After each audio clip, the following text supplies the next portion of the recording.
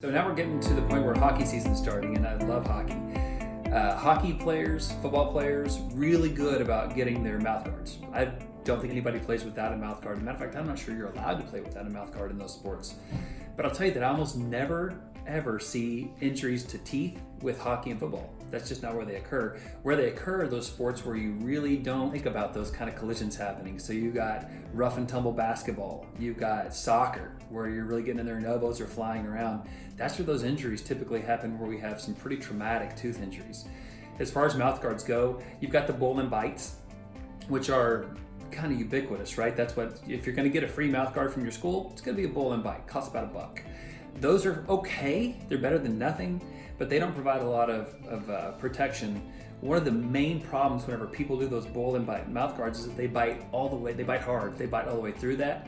So now you've gone from having a pretty good amount of protection to no protection because your teeth have bitten through it. And so if you're going to do a bull and bite, don't bite all the way through that mouth guard. Make sure you leave a bit of thickness for protection.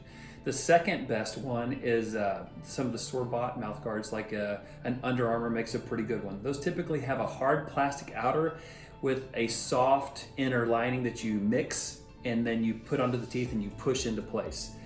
Shock Doctor, something like that. That's a decent guard. That's a pretty good, probably a $20 to $40 guard, and that does a better job than what your bull and bites do. But the absolute best mouth guard is going to be a custom fit mouth guard that you can really only get from a dentist. And there's varying degrees of how protective those are, all the way from young kids that are playing flag football all the way up to a martial arts guy, you know, where it's got 5 layers, and those are really stout mouth guards. The cost on those obviously ranges depending on how good of a guard you want, but you're starting off probably in the ballpark of $100 is on the low end, all the way up to some of them can be $250 for the really good ones, but they are going to save you thousands of dollars in dental work.